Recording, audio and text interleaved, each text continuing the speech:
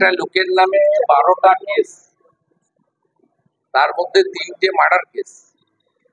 এবং এর আগেও কিভাবে আমরা শুনেছি কোথাও খাপ পঞ্চায়েত হয়, এখানে তৃণমূল পঞ্চায়েত, সরাসরি টিএমসির নেতা এবং গুন্ডা মস্তান, পশ্চিমবঙ্গকে মুসলিম রাষ্ট্র হিসেবে ঘোষণা করা হামিদুর রহমানের সবচেয়ে বড় হাতিয়ার। আমি মুখ্য সচিবকে লিখব কোচবিহারে অপরাজিতার ঘটনা এবং চোপড়ার মেহরুন্নেসার ঘটনা, এই দুটো ঘটনাই সিবিআই কে ট্রান্সফার করার জন্য বাংলার মহিলা মুখ্যমন্ত্রী যেন রেকমেন্ড করেন। আমি মুখ্য সচিবকে লিখব, যদি গ্রহণ না করেন এই মামলা দুটো ট্রান্সফার করার জন্য যে আইনের আশ্রয় নিতে হয় প্রয়োজন হলে তাই। এরকম বহু ঘটনাই পশ্চিমবাংলায় ঘটেছে বা ঘটছে, এগুলো কোন কারণে সামনে এসে গেছে। আপনার একই ঘটনা আপনার কলকাতার খুব কাছে ক্যানিং থেকে শুরু করে ভাঙড় থেকে শুরু করে অনেক এলাকাতেই ঘটছে এবং তৃণমূল থাকলে ভবিষ্যতেও ঘটবে, পারমিশন লাগবে না। স্পিকার মহোদয় উল্টো দিকে দুজন রাজ্যপালের বিরুদ্ধে ধর্ণা এলাও করতে পারেন। বিধানসভাটা কি রাজভবনে? যদি তৃণমূলের ওই 2 বিধায়কের দম থাকে, রাজভবনের গেটে গিয়ে ধর্ণা দিচ্ছেন না। বিক্ষোভটা তো রাজ্যপালের বিরুদ্ধে, তাহলে বিধানসভায় কি? আর বিধানসভাটা কি তৃণমূল কংগ্রেসের অফিস না মাননীয় অধ্যক্ষের ওটা পার্সোনাল প্রপার্টি? বিধানসভাটা হলো পশ্চিমবঙ্গে যারা ল মেকার তাদের জায়গা এবং গণতন্ত্রের একটি বৃহৎ পীঠস্থান। স্বাভাবিকভাবে এক যাত্রায় তো পৃথক ফল হতে পারে না। Without slogan, without obstructing any road, যদি পিসফুল ডেমনস্ট্রেশন ওদের দুজন দিতে পারে, আমাদেরও 4-5 জন মহিলা এমএলএ দিতে পারে। পশ্চিমবঙ্গ মহিলা কমিশন যারা ঘুমাচ্ছেন তাদের কাছেও দরবার করার প্ল্যানিং হচ্ছে এবং পার্টি নির্বাচিত জনপ্রতিনিধি সবাই বৃহত্তর ভাবে নামার পরিকল্পনা আমরা নিচ্ছি। আমি মুখ্য সচিবকে লিখবো, দুটো মামলা সিবিআই কে হ্যান্ড ওভার করে দিব, কারণ পুলিশের এখানে কি রোল সবাই জানে। তাই তার পরবর্তী ধাপে এই তাজামুলের মতো মানে বর্বর চিহ্নিত গুন্ডা হামিদুর রহমানের মানে সেকেন্ড হ্যান্ড যাকে বলা যেতে পারে, এইরকম যারা লুক্কায়িত শাহজাহান এখনো পশ্চিমবঙ্গে আছে, তাদের বিরুদ্ধে আমাদের সর্বাত্মক লড়াই চলছে। লক্ষ্মীপুরটাকে বা চোপড়াটাকে হামিদুর রহমান কার্যত ভারতের মধ্যে আরেকটি রাষ্ট্র বানিয়ে রেখেছে। কালকে মহামান্য রাজ্যপাল মহোদয় ওখানে, আমার বিশ্বাস, আমি তো এলাকা চিনি, তিনি খুব বেশি উইটনেস পাবেন না। লোকসভা নির্বাচনে কি হারে ওখানে ছাপ্পা হয়েছে এবং প্রায় 1 লক্ষের বেশি ভোট লিড ওখানে গোপাল লামা যে তৃণমূলের প্রার্থী, এবং পঞ্চায়েতে দাঁড়িয়ে দাঁড়িয়ে খুন করেছে এই তাজামুলরা, নমিনেশন করতে দেয়নি। একদিনে 3 থেকে 4 জন মার্ডার হয়েছে বিরোধী দলের লোকেরা, বিজেপির নয়, অন্য বিরোধী দলের লোকেরা, যাদের নেতারা দিল্লিতে ইন্ডি জোটে আছে তাদের লোকেরা। ওখানে দোস্তি, এখানে কুস্তি। অতএব মহামান্য রাজ্যপালের উদ্যোগ ভালো, কিন্তু এর একটা শেষ দেখে ছাড়তে হবে। আর পশ্চিমবাংলায় প্র্যাকটিক্যালি গণতন্ত্র প্রতিষ্ঠা করার ক্ষেত্রে বিগত 1 দশকেরও বেশি সময় ধরে জুডিশিয়ারি একটা গুরুত্বপূর্ণ রোল নিয়েছে।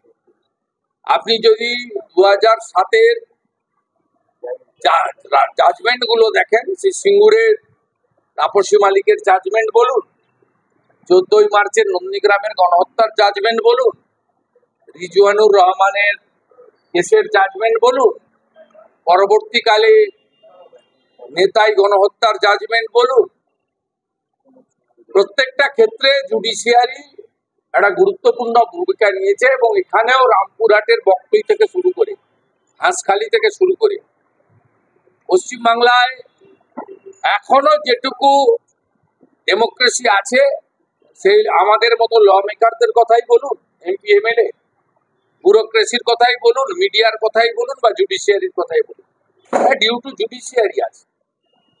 অন্য কারোর কোনো ভূমিকা নেই, যে ভূমিকা অন্যদের নেওয়া উচিত যারা সাংবিধানিক বডি হোল্ড করছেন, কাস্টোডিয়ান। আমি sorry to say, with heavy pen আমি বলতে বাধ্য হচ্ছি যে তাদের অনেক কিছু করার থাকলেও তারা করেন না। আমি মাননীয় গভর্নরকে বলবো কালকে ফিরে এসে তিনি সরাসরি যেন সেন্ট্রাল গভর্নমেন্টকে লেখেন যে পশ্চিমবঙ্গে 355 করে মমতা ব্যানার্জি ভোটে জিতেছেন 21 সালে, তার নির্বাচন 26-এ আছে, তাকে 26 অব্দি মুখ্যমন্ত্রী থাকতে দেওয়া হোক। তার অর্থনৈতিক প্রশাসনিক ক্ষমতায় হাত দেওয়ার দরকার নেই, তার কাছ থেকে পুলিশটাকে কেড়ে নাও। This is the high time. আপনার যে কোনো ভিডিও ফুটেজ, মোবাইল ফোন, যে কোনো সিসিটিভি ফুটেজ তাকে এভিডেন্স অ্যাক্টের বাইরে ছিল, সেগুলো এনেছে। এটা খুব খুব মানে স্টিপুলেটেড টাইমের মধ্যে যারা নির্দোষ তারা স্বস্তি পাবে, আর যারা দোষী গিল্টি তারা পানিশমেন্ট পাবে। এই দুটো জিনিস থাকার জন্য পুলিশ মন্ত্রী মমতা ব্যানার্জি যে ব্যবসাটা এখানে চালিয়েছেন 13 বছর ধরে, ইউডিপিএস এর কেস, 307 এর কেস, নানা ধরনের কেস, এই ব্যবসাটা গুছিয়ে যাবে এটা মমতা ব্যানার্জি জানেন ভালো করে, তাই তিনি এর বিরোধিতা করছেন। যখন আইন পাস হয় পার্লামেন্টের দুটো ফ্লোরে অপোজিশন করেন, ঘুমাচ্ছিলেন তখন, আর এখন যখন আইন এনফোর্স হচ্ছে তখন এগুলো করতে চাচ্ছেন। এটা তো এখন ইরেলিভেন্ট হয়ে গেছে, আজকে এনফোর্স হয়ে গেছে। বাকি আজকে অনারেবল হোম মিনিস্টার, যিনি এই ধরনের সিদ্ধান্তের মেন আর্কিটেক্টার, তিনি বলেছেন বাকিগুলো 15 আগস্টের মধ্যে তিনি সবটা রোল আউট করে দেবেন এবং সুপ্রিম কোর্টকে কনফিডেন্সে সরাসরি বলেছেন ওবিসি রিজার্ভেশন নিয়ে জাজমেন্টের পরে, যা আমি মানি না। এবং তারপরেও সুপ্রিম কোর্টের চিফ জাস্টিস, হাইকোর্টের চিফ জাস্টিসের সঙ্গে মিটিং করে জ্ঞান দিচ্ছেন যে জুডিশিয়ারিকে নিরপেক্ষ হতে হবে। কি নিরপেক্ষ হতে হবে? আপনি একমাত্র পলিটিক্যাল পার্সন আফটার ইন্ডিপেন্ডেন্স যাকে মহামান্য বিচারপতি কৌশিক চন্দ্র ফাইন করেছেন 5 লাখ টাকা, বা আপনাকে 5 লক্ষ টাকা নিজের অ্যাকাউন্ট থেকে দিতে হয়েছে। ক্যালকাটা বার অ্যাসোসিয়েশনের অ্যাকাউন্টে টাকা আছে 5 লক্ষ টাকা। আপনি একমাত্র লোক, এত বড় স্ট্রিকচার এবং পানিশেবল মানে জাজমেন্ট, এবং তার উনি আপিল করতে পারেননি সুপ্রিম কোর্টে। 5 লক্ষ টাকা ওনাকে দিতে হয়েছে স্টিপুলেটেড টাইমের মধ্যে। অতএব উনি ঘোষণাই করেছেন আমি মানি না। আজকে পশ্চিমবঙ্গে একটাও চাকরি হবে না। কেন হবে না? তার কারণ হচ্ছে 2010 সালে পর থেকে ওবিসি সার্টিফিকেট বাতিল হয়েছে। আপনি ওবিসি রিজার্ভেশন দিয়ে রেখেছেন 6-4, ওবিসি এ আর বি। ওবিসি রিজার্ভেশন ছাড়া 100 পয়েন্ট রোস্টার ছাড়া আপনার রিক্রুটমেন্ট হবে না। আপনি বলছেন আমি ডিভিশন বেঞ্চের কলকাতা হাইকোর্টের জাজমেন্ট মানি না। সুপ্রিম কোর্টে কবে যাবেন কিনা আমি জানি না। যতক্ষণ না সুপ্রিম কোর্ট থেকে আপনি এটা স্টে করতে পারছেন বা নাল এন্ড ভয়েড করাতে পারছেন, ততক্ষণ এই জাজমেন্ট থাকবে এবং কোনো রিক্রুটমেন্ট হবে না। এত গোয়ার্তমি কেন? আপনার মধ্যে মাননীয় রাজ্যসভার সাংসদ শ্রমিক ভট্টাচার্য, তিনি অ্যাট্রোসিটি এগেনস্ট ওমেন, চাইল্ড এবং মাইনরিটিস যেটা বলতে পারেন, ল অ্যান্ড অর্ডার তো স্টেট সাবজেক্ট। আপনি as a whole law and order নিয়ে তো কেন্দ্রের ডাইরেক্ট হস্তক্ষেপ করার কিছু নেই। এমএইচএ বড় জোর রিপোর্ট চাইতে পারে, লিমিটেশনটা বুঝতে হবে। ভারতবর্ষে যে সরকার চলে তারা সংবিধান মেনে চলে।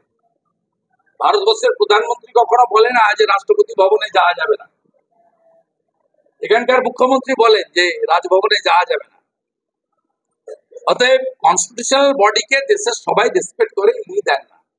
তো ওখানে লিখে বলে তো কোনো লাভ হবে না। যেখানে বললে লাভ হবে সেটা আমি জানি। একটা রাস্তা, একটা বিধানসভার ফ্লোর, আর একটা জুডিশিয়ারি।